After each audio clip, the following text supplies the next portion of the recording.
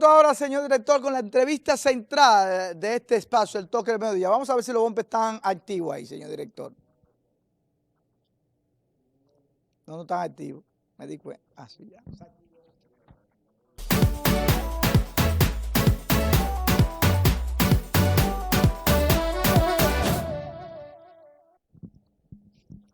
Bueno, ahora sí, en la entrevista central nos acompaña el licenciado Carlos Silva, que estará hablando con nosotros sobre un tema que ha acaparado la atención de empresarios, abogados, políticos, principalmente lo que está ocurriendo en el Congreso de la República Dominicana, tanto en la Cámara Baja de Diputados como en la Cámara Alta de Senadores, que es el proyecto de ley de extinción de dominio.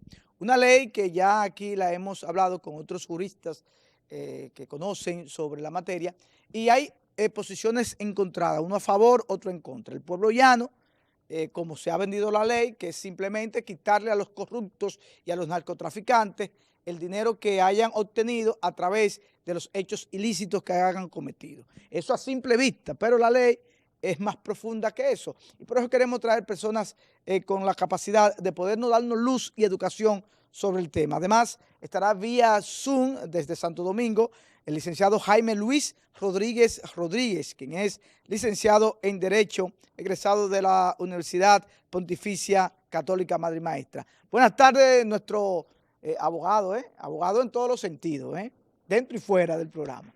Carlos, qué bueno tenerte nuevamente aquí con nosotros. Nuevamente por invitarme a tu tan visto programa. Pero creo que te quedaste corto con Jaime Rodríguez. Para nosotros es, si se quiere, en el país, uno de los abogados con mayor proyección y conocimiento de esta ley. Ya. Realmente es una persona que, me permito citarte algunas de sus referencias, es magíster en Derecho Constitucional de la Universidad Iberoamericana, UNIBE. Cursó posgrado intensivo de Derecho Constitucional, Procesal Constitucional y Derechos Humanos de Buenos Aires. Es magíster en Derecho Administrativo de la Pontificia Madre y Maestra, Pucamaima, y además cursó el posgrado de Ciencias Políticas y Sociología en la Facultad de Latinoamérica de Ciencias Sociales en Argentina. Es docente de posgrado tanto en UNFU y en la UAS. Actualmente. Y es uno de los abogados que ha seguido muy de cerca el proyecto de ley de extinción de dominio. Bueno, este proyecto de ley, que ahorita estamos esperando hacer conexión con el licenciado Jaime Luis Rodríguez, como tú lo dices, es una de las personas quizás que ha estado más de lleno, trabajando, conociendo, escudriñando este proyecto de ley, porque todavía es un proyecto de ley, ¿verdad? Es correcto. Porque todavía no se ha aprobado por el Congreso y ya derogada por el presidente, que es la última persona que firma todas las leyes que se aprueban. Pero ha traído mucha controversia, y en lo que entra el licenciado, me gustaría saber por qué es tan complicada esta ley de extinción de dominio, que se ve tan simple. Hay muchos temas que entran en tensión. Mucho de ello se debe propiamente a la idiosincrasia dominicana. Nuestro país no es un secreto para nadie. Hay un sector que es el más importante, que es el sector formal, pero no deja de ser cierto que hay un gran sector comercial que está en el sector de la informalidad, y esa ley como instrumento legal que va a regular la extinción de dominio, o sea, la pérdida del derecho de propiedad sobre bienes muebles e inmuebles que no se pueda justificar su procedencia, es un tema delicado y que hay que tomar muchos aspectos en consideración antes de promulgar. Sí, vamos a dar las buenas tardes y las gracias al licenciado Jaime Luis Rodríguez, que está conectado con nosotros vía Zoom. Buenas tardes, licenciado, ¿cómo está? Muy buenas tardes, gracias por la invitación. Para mí es un placer estar aquí compartiendo con ustedes. Lamento que sea a distancia, pero el solo hecho de que me hayan invitado ya para mí es un privilegio. Bueno, con nosotros está el licenciado Carlos Silva, me imagino que lo conoce, ¿verdad? Son colegas. Sí, somos colegas, amigos. Y está nuestra compañera, licenciada, la periodista Videlquis Duarte. Jaime, inmediatamente, en esta semana tuvimos también dos abogados que quisimos traerlo para de una forma u otra aportar a la población sobre esta ley que a un principio el pueblo llano la entiende como muy buena, muy noble y muy eficaz para lo que sería devolverle al erario público el dinero robado, principalmente por actos de corrupción. Y también de que, por ejemplo, narcotraficantes, como el caso del don Quirino Alberto Castillo, quien luego de amasar una fortuna con fruto del narcotráfico, que fue condenado y luego extraditado a los Estados Unidos, allí cumplió una condena, pero volvió al país y tuvieron que devolverle todos los bienes que fueron provenientes del narcotráfico. Yo en lo personal siempre cito que es un mal mensaje a la juventud, porque la juventud dice, bueno, si yo me robé 100 millones, ¿verdad? Y caigo preso, no importa, porque con los 100 millones gasto 10 en abogado y me quedan 90. O sea, es un negocio redondo y cualquiera se atreve. Ahora con esta ley de extinción de dominio, la gente va a decir, espérate, porque me van a quitar todo lo que yo conseguí y voy a volver a ser pobre. Eso es a fruto o llanamente como el pueblo entendemos que lo percibe. Pero explíquenos usted qué es la ley de extinción de dominio y qué incurre en ella. Bien, mire, como sucede siempre con las cosas nuevas, los seres humanos tendemos, ¿verdad?, a la inercia, a lo que conocemos, a lo que hemos estudiado. Pues cuando se introducen en el debate público, en este caso en el debate jurídico, instrumentos novedosos como este, lógicamente se genera controversia, se genera confusión, se genera discusión, y eso es totalmente normal, e incluso me parece que la mayoría de las posiciones y aprehensiones que se puedan tener sobre la legislación son verdaderamente sinceras. La extinción de dominio, para decirlo de la forma más simple posible, realmente es un mecanismo distinto al decomiso penal que permite, tal y como usted ha comentado, poder quitar bienes vinculados a hechos ilícitos y declarar su traspaso a favor del Estado. ¿Qué sucede? Que desde un punto de vista de política criminal, la mayoría de los estados, y eso ha sido reconocido en convenios de las Naciones Unidas, como por ejemplo el convenio contra la corrupción, el convenio contra el tráfico de drogas y el convenio en contra del terrorismo, han entendido que las herramientas propias del proceso penal no son suficientes en sí mismas para combatir el fenómeno de la criminalidad organizada, sobre todo cuando ese fenómeno tiene un vínculo muy importante con lo que son las estructuras económicas que lo sustentan, que sustentan a esas organizaciones criminales. Entonces, precisamente porque hay situaciones en las cuales el proceso penal no permite en principio lograr la pérdida de bienes vinculados a hechos ilícitos. Usted mencionó un caso de una persona que como consecuencia de un acuerdo fue extraditado a Estados Unidos y como parte del proceso que se siguió en Estados Unidos no se incluyeron bienes de esa persona que estaban vinculados a hechos ilícitos pero que tenían la República Dominicana. Y como en la República Dominicana, en la legislación actual, la única forma de quitarle esos bienes es a través de un decomiso penal que requiere de la determinación de una responsabilidad penal y no puede hacérsele un nuevo proceso penal aquí porque ya fue juzgado en Estados Unidos. Entonces, para ese tipo de situación sería tal vez las situaciones más claras en las que sería útil tener una herramienta adicional como la extinción de dominio. Pero puede ser también el caso de que la persona que tenga los bienes como consecuencia de la comisión de un hecho ilícito fallezca y no se pueda seguir el proceso penal. Y uno diría, ¿sería justo entonces que los herederos de esa persona puedan hacerse con esos bienes que estaban vinculados a hechos ilícitos? Digamos que esos son los casos más claros en donde hace sentido tener una herramienta adicional al proceso penal que permita decomisar bienes sin necesidad de que haya una condena en lo penal. En Europa, a esto que nosotros llamamos extinción de dominio, se le llama decomiso sin condena. Es un tipo de decomiso. El decomiso es una decisión que se impone en contra de unos bienes considerados ilícitos para declarar su traspaso a favor del Estado en cuestión que se trate. Entonces, la extinción de dominio realmente es un tipo de decomiso sin condena penal. En Estados Unidos se le llama decomiso civil de bienes. Entonces, como instrumento de política criminal, esa es la razón de ser de la extinción de dominio. Es una herramienta adicional al proceso penal para atender sobre todo casos de criminalidad organizada y afectarla en lo que respecta a su estructura patrimonial y económica.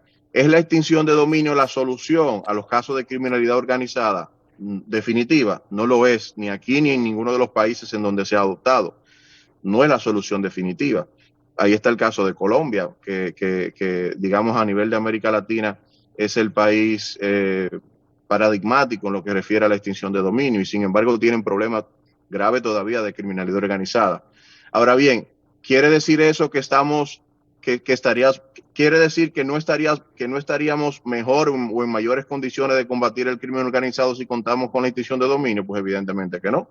Es necesario tener esa herramienta adicional, sabiendo sus limitaciones y sabiendo cuál debe ser su función. Sí, licenciado, tengo aquí a Carlos Silva. Carlos tiene una pregunta para usted. Adelante, Carlos. Sí, Jaime, ¿qué tal?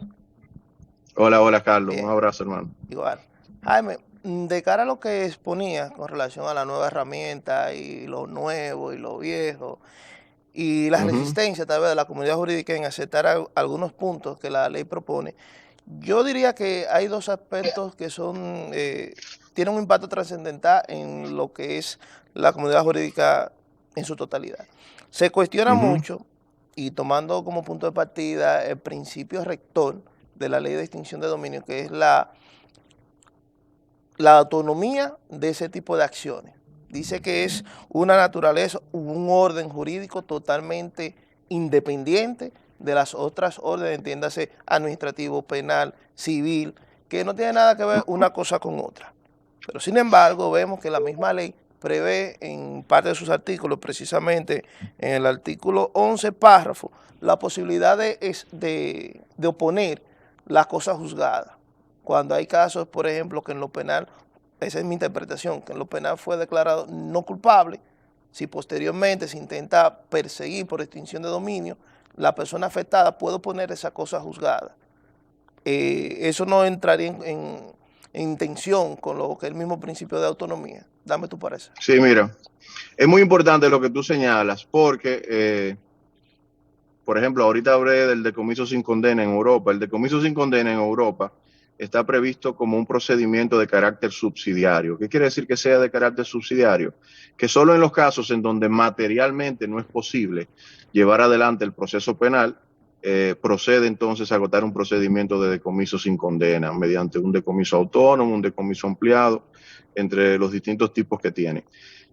El estándar, sin embargo, latinoamericano que ha girado en torno al concepto de extinción de dominio, que tiene un origen colombiano, siempre ha partido de la autonomía del procedimiento, es decir, no se considera como un procedimiento con un carácter subsidiario. Eso incide sobre todo en lo que tiene que ver con el agotamiento de procesos sin que uno necesariamente tenga que afectar al otro. Ahora bien, en lo que respecta a la cosa juzgada, lógicamente, por un tema de garantías, si por ejemplo, en un proceso penal se acusó a una persona de cometer un delito y conjuntamente con la pretensión principal de condena de prisión, por ejemplo, en contra de esa persona, el Ministerio Público estaba también solicitando como pena accesoria el decomiso de sus bienes, pues evidentemente que en ese caso ya existiría una decisión que, aunque de naturaleza penal,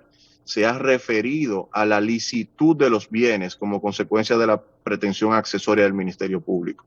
Y resultaría, viéndolo desde esta perspectiva, pues violatorio a los derechos de esa persona, que entonces esos mismos bienes sobre los cuales ya se ha juzgado una ilicitud en el proceso penal, entonces sean juzgados en el proceso de extinción de dominio. Eso quiere decir que de alguna forma u otra, ciertamente, queda matizada la autonomía, pero no del todo, porque puede darse el caso, por ejemplo, de que en el proceso penal, sin embargo, no se haya hecho ninguna pretensión vinculada a los bienes considerados ilícitos. Sí, pero es decir, mira, Jaime, no se haya solicitado ninguna pena accesoria con relación a esos bienes. Bueno, y pueden haber razones por las cuales la persona fue declarada no culpable y sin embargo, aquí entra ya la controversia, ¿verdad? Por mucho que nos choque, es posible que aún siendo declarada no culpable, eso no quita que los bienes no tengan un origen o no hayan sido destinados a cometer hechos ilícitos. Lo que pasa es que en el proceso penal, el concepto de responsabilidad penal implica una serie de elementos una serie de elementos que implican condiciones adicionales a lo que es la comisión de una conducta típica y antijurídica. Imaginemos, por ejemplo, que la persona haya sido inimputable por X o Y razón.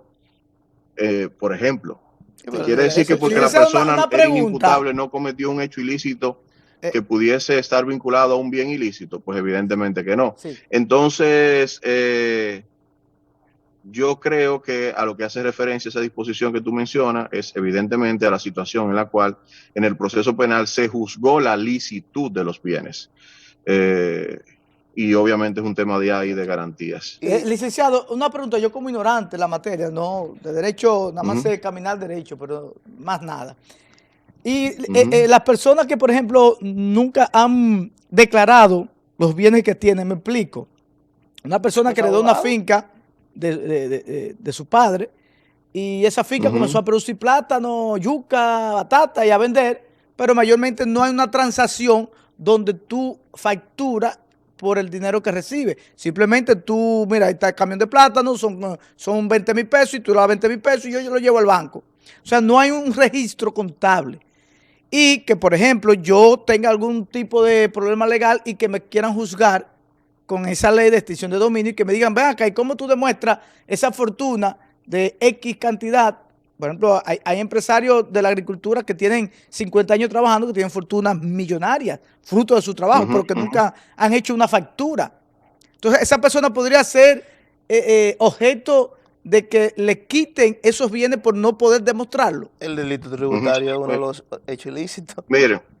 Sí, miren. Que sería por un... ahí estaría también por el término que acaba de decir Carlos. ¿Cómo se llama? Delito tributario. Delito tributario que dejó de pagarle al fisco. Sí, es importante eso que usted menciona, porque ciertamente nosotros vivimos en un país en donde predomina el carácter informal de la economía, ¿verdad? Más del 50% de la economía dominicana se desarrolla en la informalidad. Con relación a ese aspecto, lo que, por ejemplo, en la versión actual que conozco del proyecto se hizo, siguiendo el estándar que estableció la ley de lavado de activos, es limitar en lo que respecta al ámbito tributario los hechos ilícitos únicamente a las infracciones que tienen carácter de delito tributario. En esto se genera mucha confusión y quiero hacer esa aclaración. El Código Tributario hace una clasificación de las infracciones tributarias. Dentro de ellas establece las faltas administrativas o infracciones administrativas y los delitos tributarios. Por ejemplo, la evasión fiscal o la evasión tributaria no es un delito tributario. La evasión tributaria es una falta administrativa. Y ya la Dirección General de Impuestos Internos cuenta con herramientas súper eficientes para poder combatir la evasión tributaria mediante su potestad de fiscalización y de determinación de oficio de las obligaciones tributarias. Ahora bien, ya el caso de la defraudación tributaria y de otro tipo de delitos tributarios que se establecen en el Código Tributario implican mucho más que simplemente una persona que ha desarrollado su economía de manera informal y que no ha hecho algún tipo de declaración. Implica una intención deliberada de inducir al engaño a la Dirección General de Impuestos Internos. ¿Qué sería, por ejemplo, un caso de defraudación tributaria? Que yo falsifique facturas con comprobante fiscal, por ejemplo, para elevar mis gastos frente a la administración, por ejemplo, que beneficios impositivos que yo tengo en virtud de una disposición legal que me establece una exención a mi favor, yo me aproveche de ello y los utilice para fines distintos a los que me fueron otorgados. Pongo, por ejemplo, lo que sucede con el caso de las exoneraciones de los vehículos de los legisladores y de otras personas. Eso es un caso de defraudación tributaria. Entonces, realmente hay una distinción entre el tipo de hecho que constituye delito tributario y el tipo de hecho que constituye evasión tributaria. Y para los casos de evasión tributaria, particularmente, yo creo que ya la DGI cuenta con las herramientas necesarias. No deja de ser, repito, un tema delicado. Licenciado, entiendo esa parte. Más en un país en donde la institucionalidad todavía muestra rasgos de debilidad. pero esencialmente esa sería Entiendo esa parte, la explicación. licenciado, entiendo esa parte del delito tributario, pero hablo por delito tributario en el caso del fisco, pero en el caso de que a ti te llamen por cualquier otro tipo de delito menor y que un abogado o el mismo juez de extinción de dominio te diga, demuéstrame esos bienes que tú tienes, esa fortuna que tú tienes, ¿de dónde proviene? Claro. Como una persona No, que mire, ha trabajado de forma honesta, pero que no tiene la forma de probar claro, cómo ha hecho ese trabajo. Explíqueme ahí, ¿cómo se podría manejar eso?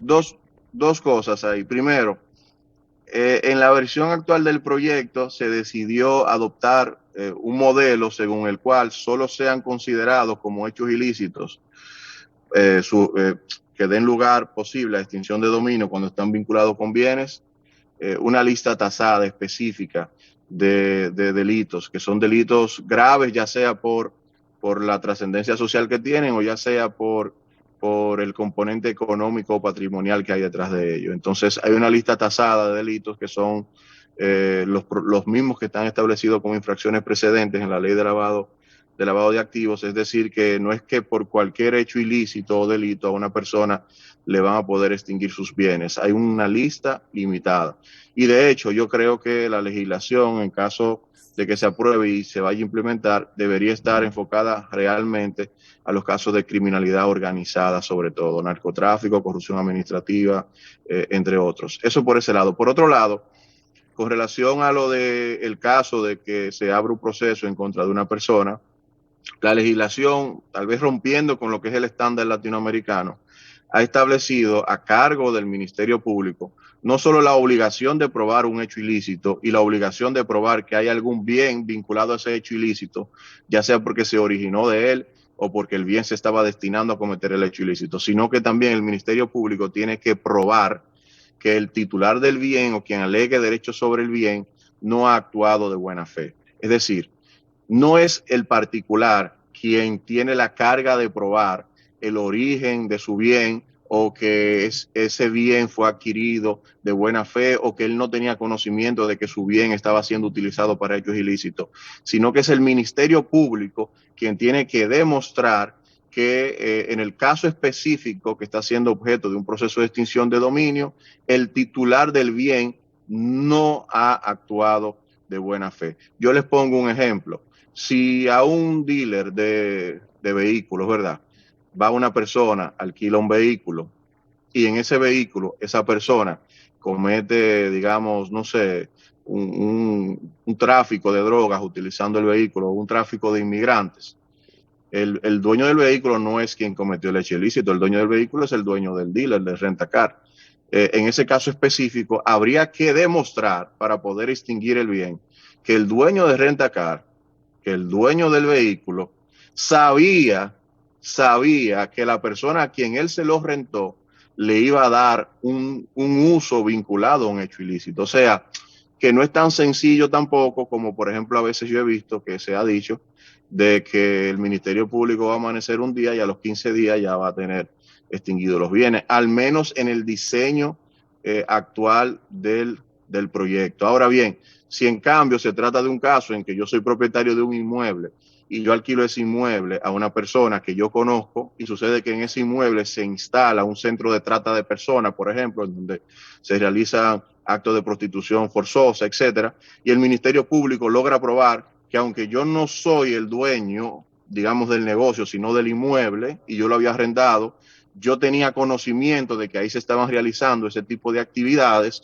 y no lo denuncié y no lo informé, pues ahí yo no puedo alegar que yo tenía desconocimiento de que el bien estaba destinado a un hecho ilícito. Ahí yo no puedo alegar una buena fe, pero el Ministerio Público tiene que demostrármelo bien. Entonces, esa sería la forma en que realmente debería de operar. Obviamente estamos hablando sobre la base de un diseño legal. Para nadie es un secreto que en cualquier ley que implique, digamos, ejecución por parte de agentes del Estado, hay un riesgo de mal uso y arbitrariedad de la legislación. Eso es cierto, en cualquier legislación. Entonces, hay que tratar de establecer las limitaciones y las garantías correspondientes para que ese riesgo no se termine consumando en la mayoría de los casos. Así como hay un riesgo en la DGI con relación a su potestad de inspección y de determinación de oficio de las obligaciones tributarias, así como hay un riesgo en la Dirección General de Aduana cuando también realiza ese tipo de potestades, así como hay un riesgo en la potestad de que la ley de tránsito le atribuye a los agentes de la DGCET, así como hay un riesgo en las potestades que le atribuye el Código Procesal Penal al Ministerio Público. Ciertamente, eso nadie lo puede negar, eso es una realidad. Y de ahí que sea necesario, eso sí, establecer limitaciones y garantías, un diseño que permita reducir al mínimo ese riesgo y establecer sistemas de consecuencias bien drásticos frente a las actuaciones arbitrarias que se cometan en abuso de la ley. Bueno, tenemos una última llamada por parte si del licenciado Carlos Silva. Adelante, licenciado Carlos. Bueno, Jaime, ya tú sabes, una pregunta que no se puede quedar sin respuesta. Tenemos ahí de cara el derecho fundamental de la retroactividad de la ley y tenemos el artículo 4.2 del proyecto que habla de limitación de los efectos de la extinción de dominio con hechos del pasado que prevé que pudiese usarse un hecho ilícito que ocurrió hace 19 años y medio para traer la extinción de dominio. O sea, esa es la parte retroactiva, como se Cuéntame sobre eso. Muy bien. Es la discusión con relación a los efectos de la ley, con relación a los hechos pasados. Primero, hacer un señalamiento de tipo histórico. No es la primera legislación que establece una disposición similar a esta. Simplemente para que lo tengamos en cuenta. No estoy diciendo que no tiene sentido por esa razón el debate. En el año 62, el Consejo de Estado, que asumió el gobierno luego de la caída del régimen de Trujillo, aprobó dos legislaciones, una de ellas la legislación que creaba los tribunales de decomiso y otra legislación que estableció, otra ley que estableció el decomiso general de los bienes de la familia Trujillo. Ambas legislaciones surtieron efectos con relación a hechos previos a su entrada en vigencia. Y de hecho, gran parte de los bienes de la familia Trujillo y de otros bienes vinculados a hechos ilícitos durante la dictadura fueron decomisados. Entonces, obviamente es un contexto político totalmente distinto. Simplemente hago el señalamiento del punto de vista histórico porque al menos para mantener la coherencia desde el punto de vista jurídico, habría que decir que también esas legislaciones pudiesen ser contrarias al principio de retroactividad y retroactividad de las leyes, que no es propio de la Constitución del año 2010, sino que ha estado presente en buena parte de nuestras constituciones. Y que, por tanto, de ahí uno pudiese decir que habría que devolverle entonces los bienes a las personas que le fueron decomisadas en virtud de esas legislaciones, que incluso aún están vigentes, pero solo para conocer casos de reivindicación de bienes que habían sido decomisados. Eso por ese lado. Por otro lado, esta es una discusión controversial. O sea, a veces uno quisiera decir que su posición está clara con relación a un tema, pero a mí me gusta ser totalmente sincero. La Constitución Dominicana establece una disposición, que es el artículo 110, que probablemente no está formulado de manera tan expresa en otros países en donde sí existe, donde existe también la extinción de dominio, como por ejemplo el caso de Colombia. Y la Constitución Dominicana establece que las legislaciones, cuando entran en vigencia, no pueden alterar las situaciones jurídicas establecidas. Es decir, que una legislación no puede alterar la seguridad jurídica. La seguridad jurídica implica, o atentar contra la seguridad jurídica implica revertir una situación jurídica que se ha consolidado, un derecho adquirido, por decirlo de alguna forma, que ha tenido una persona. La Corte Constitucional de Colombia, que se ha referido a este tema, aunque repito, en un contexto jurídico constitucional distinto al dominicano, porque en Colombia no hay una disposición tan expresa como la que nosotros tenemos, de ahí la controversia y el debate. Lo que ha dicho es que puede parecer un juego de palabras, pero voy a explicar la distinción, que no es lo mismo la retroactividad que la retrospectividad. Entonces ellos han dicho que lo que no puede una legislación nueva es alterar situaciones pasadas que se han consolidado jurídicamente. Es decir, situaciones que ya no pueden ser variadas o porque se alcanzó el plazo establecido para impugnar la validez de esas situaciones o porque esas situaciones con relación a algún tipo de conflicto adquirieron algún tipo de autoridad de la cosa irrevocablemente juzgada. Sin embargo, entienden que cuando se trata, sin embargo, de incidir sobre situaciones jurídicas que si bien se han producido con anterioridad a la ley, no se han consolidado, se tiene que hablar, es el criterio de la Corte Constitucional de Colombia, de retrospectividad. Yo pongo un ejemplo, que es un ejemplo un poco, ¿verdad?, maldito, no me gusta ponerlo porque es un ejemplo que a nadie le gustaría vivir, para más o menos entender. La legislación de seguridad social en la República Dominicana me parece que establece un mínimo de 65 años para el retiro, para el acceso a una pensión.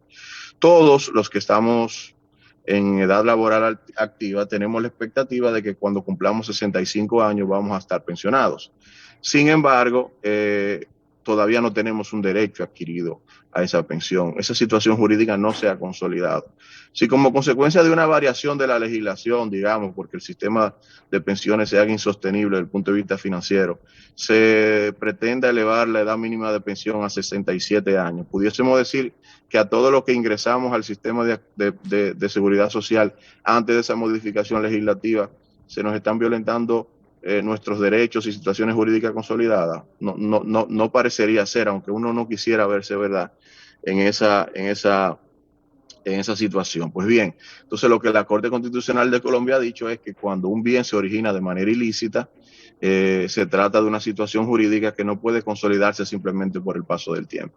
No es la realidad dominicana, porque en República Dominicana el Código Civil, en uno de sus artículos, establece la causa ilícita como una causa de nulidad de los contratos y establece un plazo de 20 años, que es el plazo máximo mayor de la prescripción en materia civil, para procurar la anulación de contratos que estén fundados en una causa ilícita, como sería un contrato en el cual el origen del mismo tiene vinculación con un hecho ilícito.